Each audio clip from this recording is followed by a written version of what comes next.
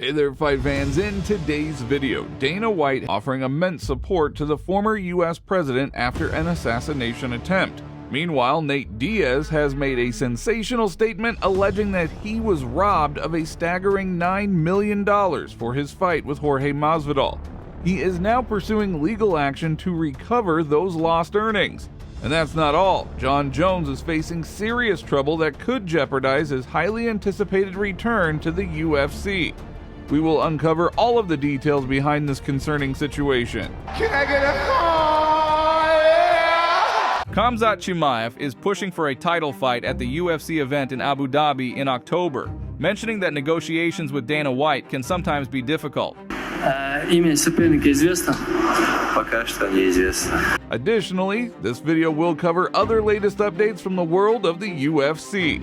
Now, the former UFC light heavyweight champion Jon Jones, who has seemingly battled significant demons ahead of his legendary return to the UFC, has now confirmed that fans might have to wait even longer to see him back inside the octagon. Jones recently tweeted and then deleted several posts, casually mentioning that he had had half of his finger cut off at a Las Vegas airport. The ominous first tweet was followed by more cryptic messages, none of which explain the situation or what may have happened. However, it has now come to light that he faces potential imprisonment due to a conflict with employees of the anti-doping agency. Reportedly, Jones is now facing 2 misdemeanor charges of assault and obstruction of communication. If convicted, Jones could face up to a year in prison and a $1,500 fine. According to documents from the New Mexico judicial website, a fighter is charged with assaulting an anti-doping agency representative and obstructing his official duties. The first charge could lead to a year in prison and a $500 fine, while the second carries a $1,000 fine. Anti-doping agency employee Crystal Martinez, who filed the charges, claimed that Jon Jones was heavily intoxicated at 4 a.m. and warned that uninvited guests at his house could end up dead. She also stated that Jones took her phone. In a discussion with police, Jon Jones acknowledged using profanity but firmly denied threatening any employee of the Drug-Free Sport International, the organization that has taken over from USADA in 2024 to conduct UFC doping tests. Regarding the phone, Jones claimed that it was taken by mistake. Now, the MMA world is in a state of anticipation, waiting for clarity on Jones' situation. Meanwhile, the heavyweight division continues to undergo some significant changes. The departure of Francis Ngannou, the semi-retirement of Stipe Miocic, and the unpredictability of Jones have left a void at the top. The division is ripe for a new champion, but the absence of its biggest stars creates a sense of uncertainty. Fans who have made these athletes rich and famous crave consistency and dedication. Now, as Jones continues to perplex fans with his erratic behavior, the UFC and the MMA community are still left to speculate. Will Jones overcome any personal demons and return to reclaim his status as a dominant force in the sport?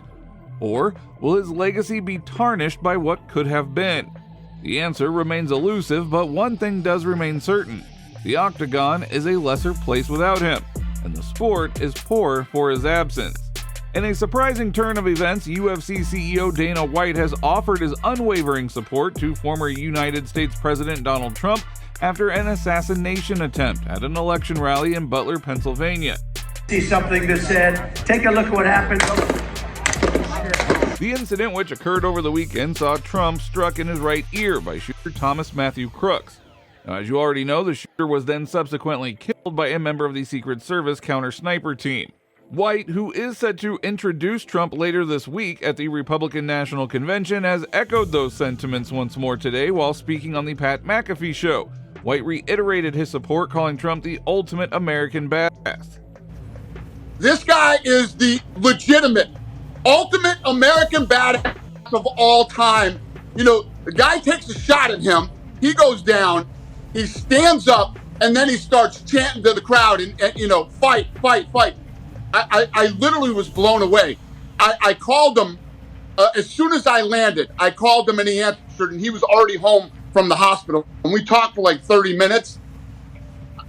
Pat, I'm telling you, I have never known a human being like this in my life. He is literally one of the toughest, most badass guys of all time. And listen, you don't like him, you can say whatever you want about him. It is undebatable now. Literally undebatable. This sniper tried to take a shot at him and missed him by millimeters.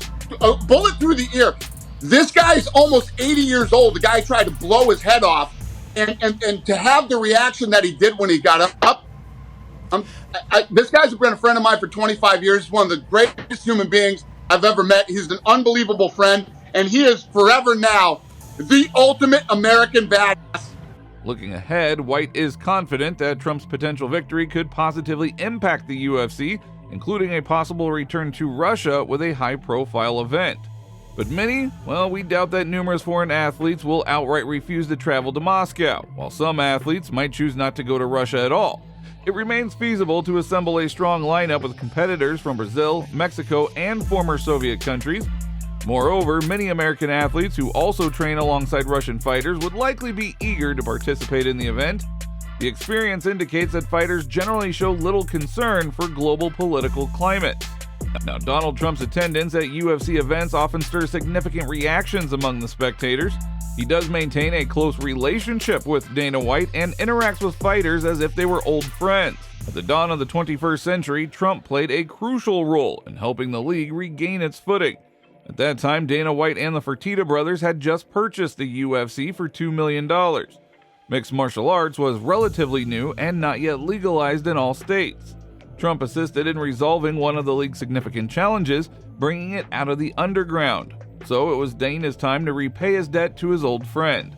Now, although MMA does not boast the extensive fan base of sports like basketball or hockey, Trump's appearances could potentially secure him several million additional votes. In a shocking development less than 2 weeks after his high-profile boxing match against Jorge Masvidal, Nate Diaz has filed a lawsuit against Fanmio and promoter Solomon Engel. Diaz alleges fraud and breach of contract, claiming that he was promised a $10 million payday for his participation in the bout. Despite receiving an upfront payment of $1 million, Diaz asserts that the remaining $9 million has not yet been paid. The lawsuit, filed by Diaz's attorney Jeremiah Reynolds in the U.S. District Court in Miami, details that Engel refused to pay the balance after the event failed to meet profit expectations. According to the suit, Engel cited potential personal financial repercussions, including a possible divorce, as reasons for withholding payment. Fanmio and Engel are now reneging on their written and oral promises and guarantees to pay $9 million owing to Diaz because they claim they are going to lose money on the event. In a flurry of desperate calls to Diaz's representatives following the event, Engel despondently groveled that he was going to lose more money than he anticipated on the event if he paid Diaz what he had promised, and that his wife might divorce him because of the financial losses. The event that broadcasted live Fanmio, DAZN, and UFC Fight Pass took place at the Honda Center in Anaheim and drew a reported sold-out crowd of 18,040 people. While the pay-per-view numbers have not yet been disclosed, the significant price drop from $79.99 to $49.99 in the weeks before the fight suggested some financial troubles. For now, the focus shifts to the courtroom as Diaz seeks to recover the money that he claims is rightfully his.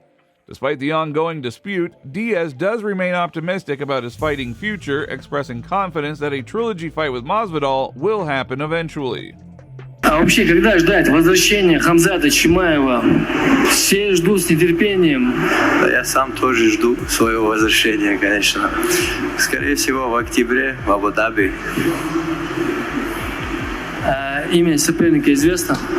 Пока что неизвестно. А кого бы ты хотел видеть? Ну, если у меня спросить, хотел бы за титул подраться, потому что у меня уже 7 боев, 7 побед в UFC. Нету такого бойца, который 7 боев подряд выиграл и за пояс не подрался.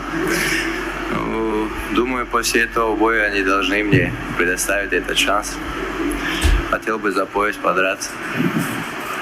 А что говорит Дана? Дана постоянно по-разному говорит.